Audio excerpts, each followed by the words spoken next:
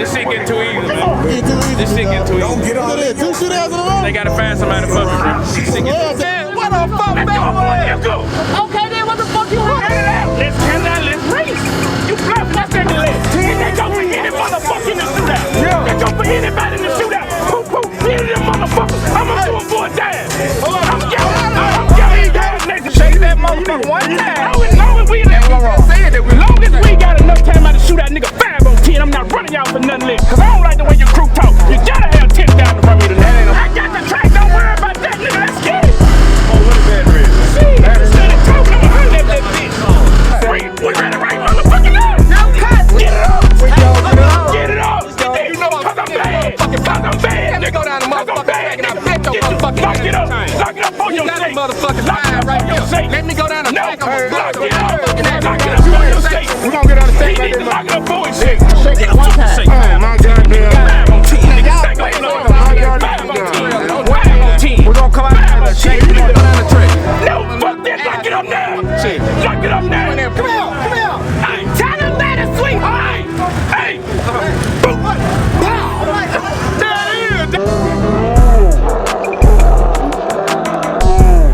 I told them niggas that come, they ain't seen nothing. What the fuck they shaking for? Cause I ain't seen nothing. That's so ass shit. They ain't seen nothing. Motherfucking wrecked on your damn track now.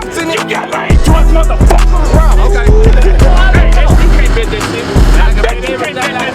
You can't bet that shit, man. I know you can't. You just brought that shit so you can show it off, nigga. We bring this shit so we can lose it, nigga. It's a difference. I do them for that whole motherfucking 30 they got over there. Straight out the shot. I wanna see how good your tune is. Bring that bitch back up here. Y'all ran on your. Time to grab that bitch now. Time to grab it now. Time to grab it now. Pat the gas on that weak motherfucker. Pat the gas on that weak motherfucker, man. Okay, everybody got their own money. Everybody got their own money. Cut that motherfucking beard off your goddamn face. 2,000. Man, you ain't got enough of that shit over there. We got 40 over there, boy. We got 40 over there. I'm finna get that weak motherfucker. God, nigga, I got it all.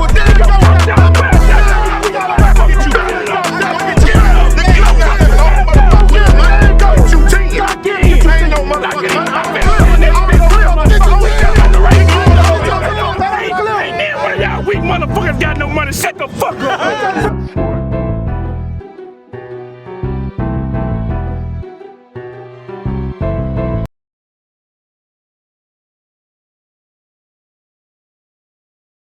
I'm Robert Lewis. I'm a junior. I'm from Jackson, Mississippi, born and raised. Do sheetrock as a living. Racing is my hobby. For the people that don't know. How many siblings do you have? 11. Yeah, it's 11 of us. 11? It's 11. It's just me and my sister by my mom, but Yeah. it's 11 of us. I'm the oldest boy, so I'm the oldest boy. And then I got my brothers under me. And he the only one that like racing, the one that's under me. Yeah. So he building the car now to come after me. So Okay. you know how that go. Did not know that, dog. You didn't know that? Alright, so how did you get involved with Sheetrock? Oh, well, my dad's company. I started working with him when I was a little boy, probably around by the age of 9. I've been doing like 20 years. I'm 29 now, so I took over the business after he got sick or whatever. And so that's basically what I've been doing all my life. I'm probably one of like the best in the state, because I try to be the best at everything I do. So I don't mean to brag, but yeah, y'all need the sheetrock work did, holler at me. What's your information? Lewis Drywall, 601-454-7690. Call me if you need the sheetrock work did. Alright, so we talked about your son. Yeah. So did your son stay with you, or does he? Nah, he stay in Chicago. He come visit like during the summer and the holidays, stuff like that. But he stay in Chicago. I basically wanted to get him away from Mississippi because, you know, it's a lot going on, and then you have more opportunities everywhere else. So it's one of those situations. Yeah, Jackson is a little. Yeah. Chicago ain't no better shit. Well, you know, it's just he stay in the suburbs though. I was okay. Yeah, he stay in the suburbs.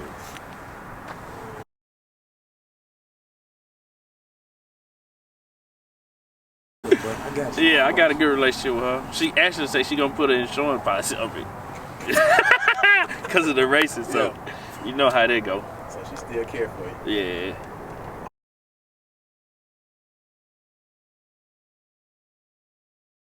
Nah, cause basically, like,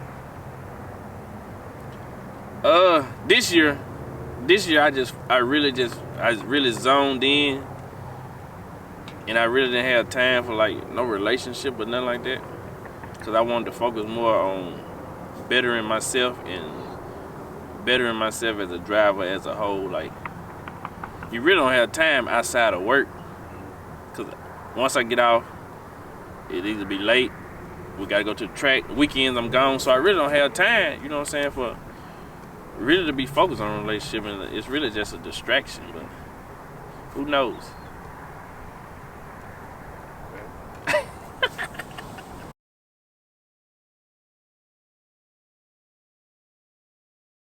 Well, I was in high school, and like I always had like my dad he always spoiled me with cars and stuff like that. So I had like a '64 Impala. That's what I started racing on the street. And like don't nobody know this story. Like this is really how I got started. But I used to go out there, you know what I'm saying? We used to street race or whatever. Like I really wasn't big on the track. Like I just started on the track like a couple years ago, but mostly we street race. And man, it was this guy. It was a guy named Nod. And like he used to beat up on he used to beat everybody out there. Like he had his colors. And I said to myself when I was like, I'm gonna beat him, I wanna beat him. And so I got my first real car. It was a Monte Carlo SS. And I had a 33 stroke motor, and you know, I really didn't know nothing about racing. I thought it was easy, just go out there, go to the floor, blase, blase. Right. And like everybody he raced, he used to leave on him. Like, cause we ran out flag man then, so you know, back then it chases a race. Right. And so I went out there, I tried my luck, and he beat me. And that feeling there, it's a feeling that I didn't want no more. And like he talked crazy to me, like he talked rough, like you'll never beat me, take that piece of shit, blase, blase, blase. And it drove me, you know what I'm saying? Like I wasn't used to nobody talking to me like that, you know what I'm saying? Cause like, but I ended up going, I said, bro, I'm gonna buy a car just to beat you. So I ended up going to buy a car. I had bought a Colors. And I called him, I said, bro, I'm ready. And I was out there practicing. And I don't even think I ran him for no money. I think I just wanted to beat him to prove point. And I ended up beating him that night. And it started from there. And it just drove me. That's actually how I met Josh too. Like me and Josh couldn't stand each other when we first met.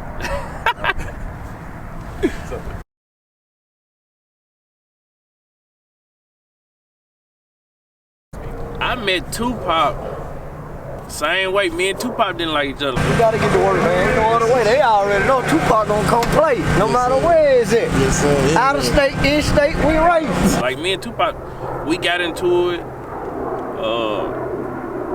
Me and him used to race each other on the street all the time. Like he used to come down here from Holmes County. We used to always race each other. And we ended up just getting real cool. And he started letting me drive his car, and it went on from there. And I met Gail and them. Like I used to try to run less. Bad idea, Team Purple Goods, baby. Running Lewis for life, baby. We going down tonight. And Tyler was tuning on the car at the time, and I said, man, I'm gonna go and drive this car to show the list that the car, you know what I'm saying, worked pretty good.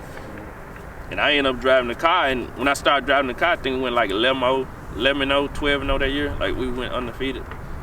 So that's how I met them.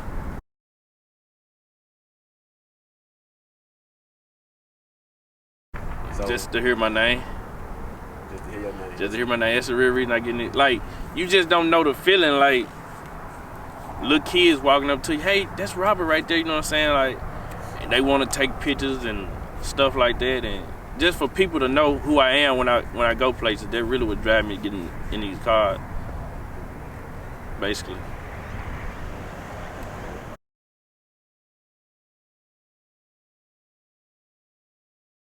It really didn't affect me in the racing world.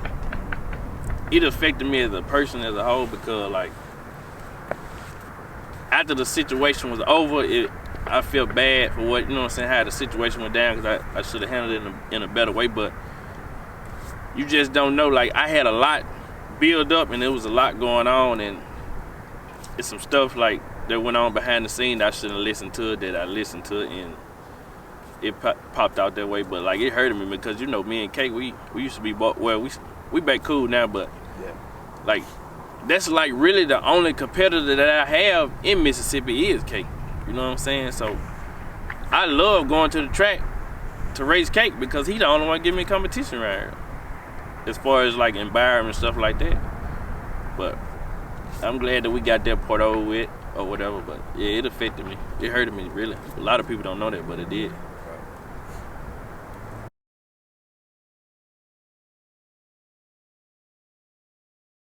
Probably because this go deep into like how you were raised or whatever.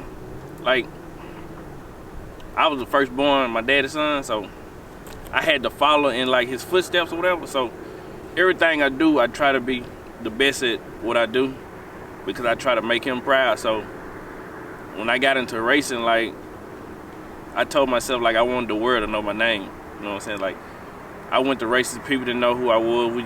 I got tired of waiting in lines or whatever, like when I go somewhere or something like that. So I just wanted to build like a platform where everywhere I go, somebody know me or whatever. So that what drives me, and I try to be the best of what I can do.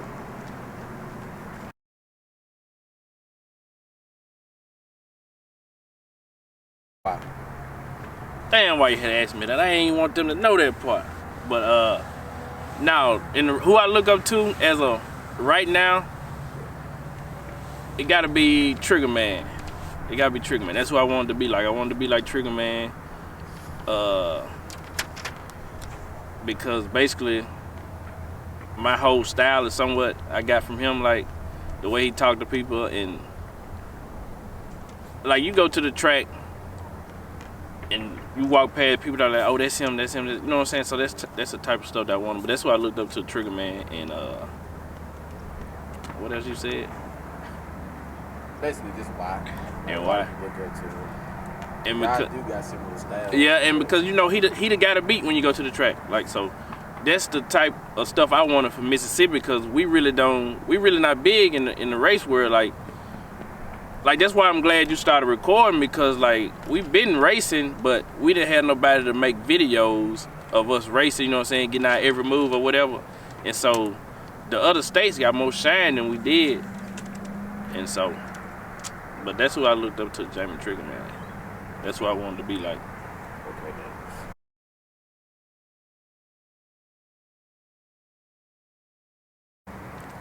I used to get mad. I used to get mad about that situation that they didn't come support us. But I also realized that they put a lot of money in their cars, and like we have slick tracks, and they basically set their cars up for radio. So I guess it's not enough money in it for them to come down here and, you know what I'm saying, readjust their car or whatever. And but like I say, we get a lot of love and support from everybody. Like, most of the time, if they can't show, they cash out me and Mika money and say, sorry, we couldn't make it, blase, stuff like that. But we don't get mad about it no more. But at first it made me mad, like I felt some type of way.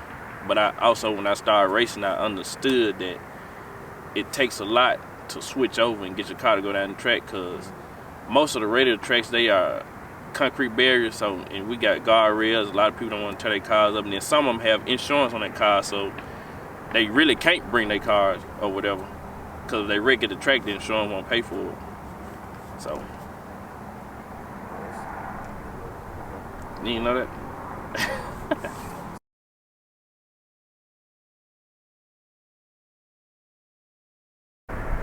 Well, of course, you know you got Mika. She the promoter. She gonna ride or die, whether I'm right or wrong. So you know she gonna do that regardless. Hey, look, I'm a bad motherfucker. You hear me? John, that's my tuner. Me and John, we've been through a lot together. A lot of people underestimated John, but like if he had the same tools and technology that the other tuners have, like he'll be one of the best tuners in the world. But he worked with what we got, and he make me, you know what I'm saying, competitive.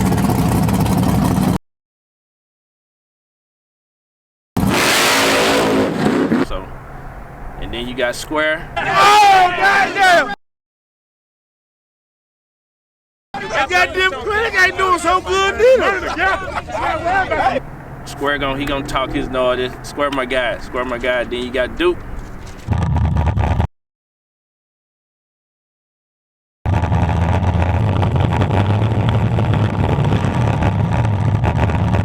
Like Duke, he a big help to the team. Like a lot of people don't realize that. Like they might look over him or whatever, but he a big help to the team because if you need him to do something, he gonna go do it no matter what. He ain't gonna ask no questions. And like that's mostly what drives me. Like I got my crew behind me, and they expect me to turn that wind light on. And when we turn that wind light on, they just go crazy. And that's what drives me. That's what excites me. See the smile on their face. You got Bad Idea. Yeah. You got Taliban, Purple Kush, Josh on Carla Red 2.0, for Alex Redfield too. Yeah. Am I leaving anybody else? You got Bucket of Boats. You got Pretty Boy Blue. Pretty Boy Blue. Is that everybody? You got Cutthroat. That's gay. Yeah. I think that's everybody. Don't want to leave nobody out. I think that's everybody. There's so many of them. I don't even remember either. Right.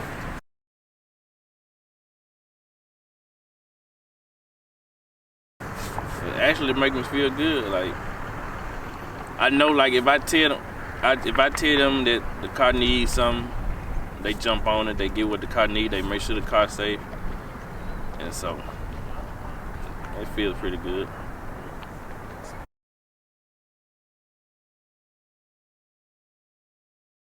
I pray.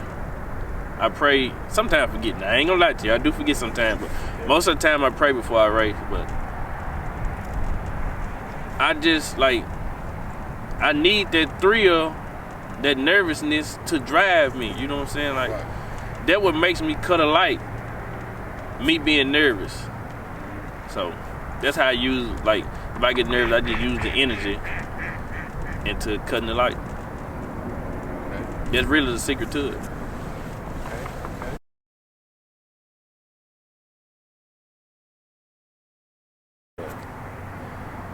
Personally, my biggest fear is not being successful.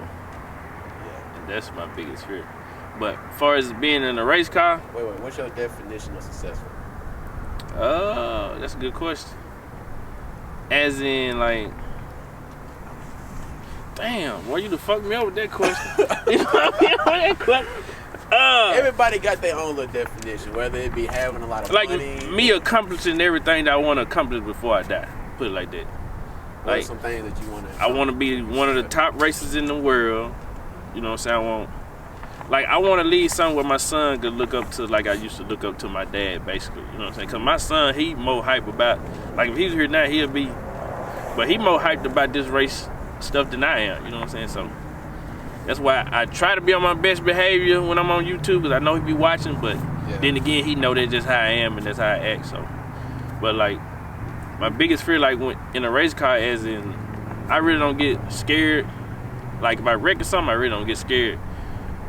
But the only thing that scares me when it comes to a race car is fire, because that's something like I can't control. Like that's my biggest fear, like me catching on fire in a race car, like the seatbelt get jammed or something like that. Like that's the only thing that scares me. But as far as wrecking wise, nah, because you know once you strap in that car, anything can happen. So I don't really too much get it. Actually, I get a thrill out of it. So because I know you had an incident in Byron where Red. Which car? Red. The Cutlass. Oh, you talking about when Red? Yeah, when Red. Yeah. You hurry up and got out the car. Yeah, that was scary. That was a scary moment too. Like to watch somebody else wreck and flip. It just. But as far as that, like the only wreck that scared me was when I first started street racing. You know Big Mike? He used to be with Goggle Man. Yeah. He had a race car. He had a Cutlass, and I wrecked one night on the street like I flipped, and I ended up on the back seat of the car. And my shoes off in the woods. I had a concussion, like I ain't had no seatbelt on or nothing. And once I had that first wreck, it made me want to drive even more. Like, I know that sounds crazy, but it's just a thrill. Right. And so you think your son be worried about you when you get running? I know you brought him to the track a couple times. While you that's race. really why I don't bring him, because like when I wrecked one time, like he get real emotional. Like he go to hollering, but he older now, so he understand. But yeah, he be more excited than I do. Right.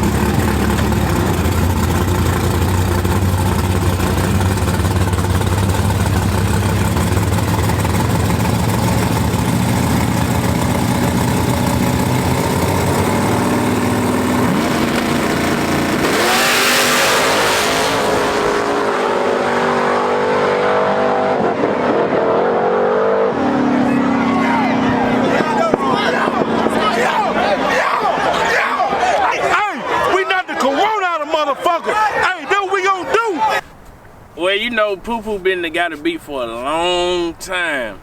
And like, I grew up looking up to them, but it's more behind that situation than a lot of people didn't know. But like, those guys, like, it's this type of situation. Like, 1 minute they're your friends, and the next minute they not, right? Like, long as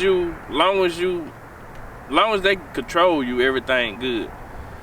And so, me and Tupac, we got to a point where couldn't nobody beat us. Like, we had figured the car out, and like, couldn't nobody beat us. So, we had some guys that was with us, but when we got ready to run Poo-Poo, they went over there to them. You know what I'm saying? And it really made us feel some type of way, because like, you over here helping us, and then you switch over and go to them. And so they was like, well, ain't no way he finna beat Poo-Poo. He ain't finna do this. Poo finna beat the shit out of him and all that. And so you don't know how that make me feel as a driver. Those guys that were with you. Yeah, those are guys that were with me. Like, it's a lot of emotion behind that. And so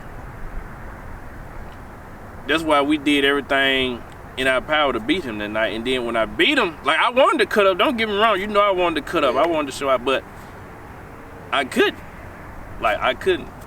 Too emotional. I just got emotional on that. Like, I finally did what they couldn't do. You know what I'm saying? Like, we've been trying to beat them for a long time, and that night we did it. And I know a lot of people didn't think we were gonna win no way. And then they looked down. Like, this was the part I don't understand. Like, they look down on us.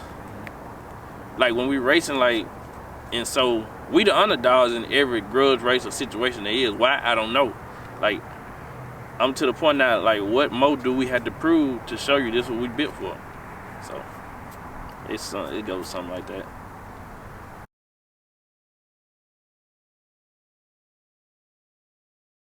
You want me to answer this question honestly, or what you want me to do? Or you can give me your top 3. Give me your top 3 grudge races of 2020. I really don't have them because I really didn't have no competition this year, if you want me to be honest with you. Like, I didn't have no competition this year. Like, the only competition I had came in the shootout. That was Marvin Posey. Like,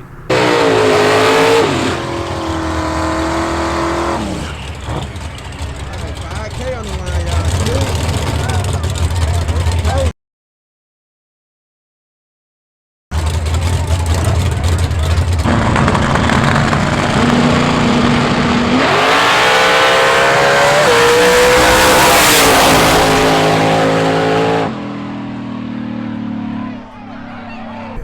for a grill race, my top 3. You don't know, I know one of them. Which one? Which one you Blue think? Genie and Purple Kush, that was a close race.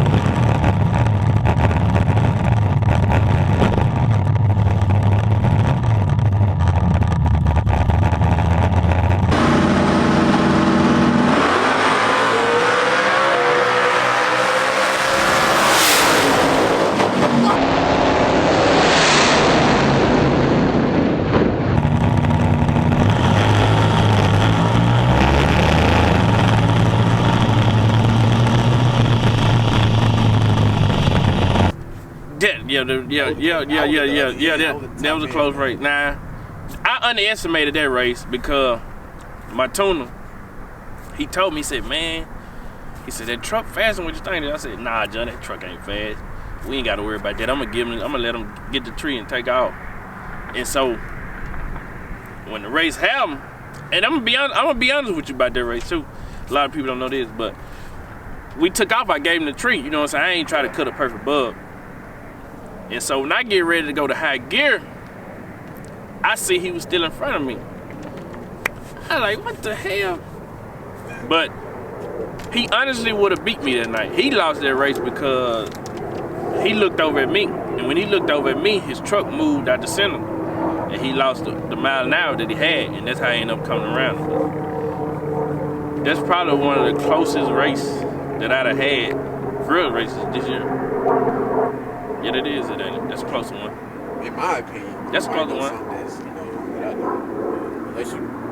That's a close one. Yeah, that's a close one. Yeah, that's about a close one. That's one I can think of. Everybody else like gap, you know what I'm saying? So everybody else like gap, so yeah, that's about the closest one.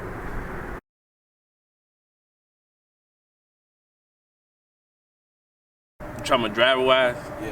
Yeah, because before I race a person, I watch. You know what I'm saying? I watch, see how they drive, what they do, blase, what make them mad, what make them nervous, and like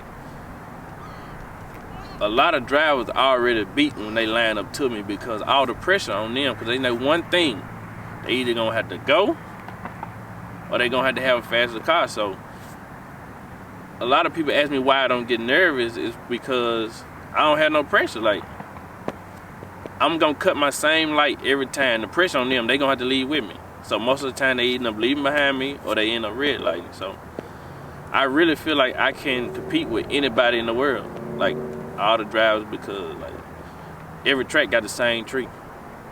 You feel what I'm saying? So I feel like I can compete. I cut a good bug.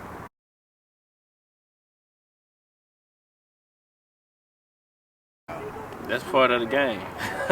We ain't necessarily hustling. We ain't going to lose either. You know, if you racing, you want to win. Like, don't nobody want a losing team. Like we know we're gonna lose some, but most of the time we on top. Like the last 2 years, we've been on top. Like they say we're hustling, but like when we first started, like. It was just me and Josh when we first started, like, and we used to get our ass kicked every week. Every week we used to get beat. by 5150 or, you know what I'm saying, anybody else, like, the car always had a problem. Like, I got better when I got a tuner and I started learning. Like, we lost a lot of money. Like, we paid for our lessons, you know what I'm saying, to be the best. So it paid off in the long run. So I wouldn't necessarily say we're hustling. We just not going to race nobody and lose. But we try anything. Like, we gamble. So.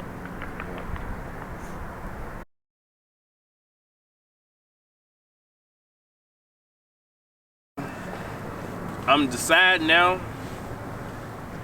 A lot of people don't want me to cut the car off. They've been inboxing me, don't cut the car off, don't make it no race car. You got enough race cars to drive. But I think I'm gonna make it out of a daily driver. I ain't gonna take it to the track, but I am gonna make it out of daily driver. I'm a street racer, so that's the plans for it. You're strictly Yeah, strictly street. If I drive the track just to drive, I ain't gonna put it on the track. Basically. Nah, I ain't gonna put it on the track.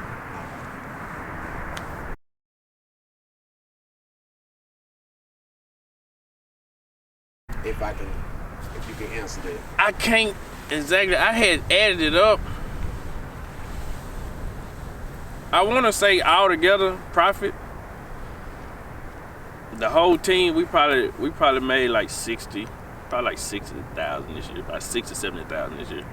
The whole team, like all the races together. Yeah, that's probably how much we made. Yeah, about 60,000 70,000. Okay. And that's including shootouts and grudge racing, or yeah, all in total? Yeah. Okay. All right. So y'all had an incident in New Orleans. No, I'm sorry, Louisiana, where y'all had. Man, it hurt. Yeah. Man, it hurt. That hurt right there. That hurt. All right, so y'all had an incident with Carly Red. Yeah. Y'all had 3 locked-in races. Yeah. For, I think one was like 10,000. Yeah. The other one was how much? Two of them for 10, one for 20, I think. Yeah, so $40,000. Yeah. Y'all had that locked in. We had like $3,000 in punk out we had to pay. Yeah, that's what it was. Famika had the money, so like we was trying to do something to the car and we ran into a whole lot of problems, but Hey, tell them niggas don't worry about what the fuck on the car. Get beside that, man. We come to win, man. We grudge racers, man. We ain't stipping nothing. We grudge racers. We a grudge racer. We a grudge racer, man. Man, fuck Black Panther. Fuck Black Panther. You heard what he said. Man. Say it again. Man, fuck. Hey, we cutting the cars off on niggas, man. Oh, you cut it off? We cut it off on them. I bet you ain't gonna cut off on us. They won't cut that motherfucker off. hey, I bet you ain't gonna cut off on us. Just let me shake down. I bet you ain't. Them numbers y'all saying, we got it. How much right over there with that black truck and that black truck? That what you run? What that $100 mean? What that is? That's your reaction line? Let me look at the back line. What y'all coming up for? You finna look at the back line? Fog got the car. Man, it ain't cold out here. That motherfucker ain't sweating, man. It's cold, man. I don't know if they want them. Bro, why you ain't making no changes? Bro, you got your car? Nope. It was on 900. Oh, these niggas come prepared in the morning. They come prepared, but we gonna show them they ain't fast, though. We gonna have to go and show y'all. Can I just go down the track, bro? What take you so long? I'm waiting on them. You should have been here early, man. I couldn't. I ain't had no car. Boy, you was swap. Boy, I know all y'all been over there twisting and turning boats all night. Hey, we been up 36 hours, bro. And we still paid now. We ain't tripping about it. We ain't tripping about it, bro. Good racing, bro. We up. We up. He didn't pay. He didn't pay. I'm glad you got the first win. He didn't pay. I'm finna destroy y'all motherfuckers. All right. For real. Let this bitch just... Man, you get a chance to win you something off me, Robert. Then I'm gonna call you Monday morning and say, I'm gonna call you Monday and say, boy, do I owe you something? Ain't that what you asked me? You got a room tonight? Yep, I got 2 beds. I got 2 beds, man.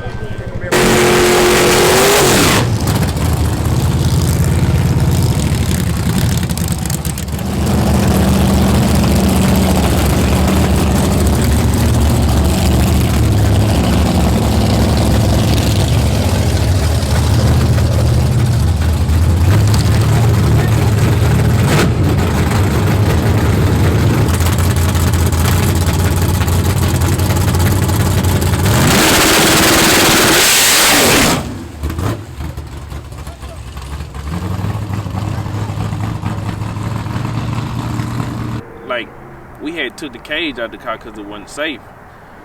And I wanted to race the car without the cage, you know what I'm saying? And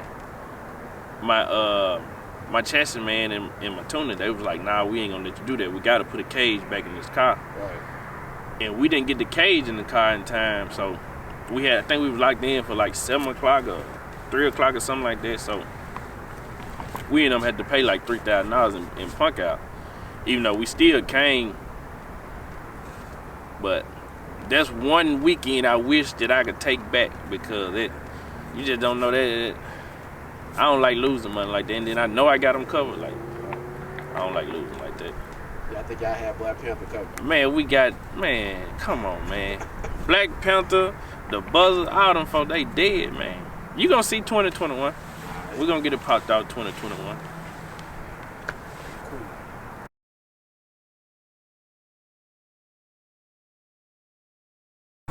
I think I seen at the track, and she had hit me up on Facebook. It was something going on or something. I got a tour with somebody or something. I don't remember, but it was something. But anyway, and we started going live. You know, I started going on her lives, and you remember that? Like, yeah. I started going on the lives, and we was Mika and Bishop show. Yeah, when we had the Mika and Bishop show, when I used to act out, and it just went off there, and then they was like, y'all ought to do a show together. And you know, I ain't know nothing about doing no shows, so yeah. We tried it, and it was successful, so we just started doing it, and then Big Wilson, Gadget, they started telling us how to do it or whatever, and, you know what I'm saying, how to go about doing it, because, you know, they legends, so they been doing it, but that's how I met Mika.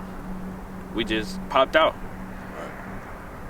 And so that's how the show started. Y'all got on live together. I know y'all first race was successful. Yeah. I know we couldn't make it, but y'all had like Street Outlaw guys and yeah. I think it was in Canton, wasn't it? Yeah, it was in Canton, yeah. Yeah, because the Street Outlaws dude, I forgot his name. It was Street Outlaw dude. It was him and Darrell in the finals. Was it Brett? I don't remember who it was. I think somebody with Street Outlaws. It was Brett. Yeah, Brett won our first ever shootout. They had that Camaro. Was it a Camaro? Yeah. I think that was a Camaro. Yeah. I know him and Darrell was in the finals together. Yeah. Sandpaper? Yeah. It's rough. It's rough, because you know, for Mika, if anybody say anything wrong, for Mika's gonna pop off. Do that. No, we can't do that. Shut your ass up. You don't tell me how to run my shootout. Tell him again. This is what you crying, my nigga. Like, she to calm down, but she don't play about me or her family members. Like, that's one thing she don't play about. But we got a lot of respect all over the world from these last couple years we've been doing the shows. Like, we pack the shows out. We make sure people gonna race. We say we give away the money. Y'all give away free money. Yep. Yeah. Free. Run what you brung off the trailer. Free 5,000, 2,000. Yeah. Just gotta come off the trailer. Just gotta come off the trailer. Matter of fact, we're giving away 10,000 March 27th in Battlefield. I'm sure you're gonna be there. You're gonna be there, right? Yeah. We're giving away 10,000. Run with your brung, free entry. So, yeah.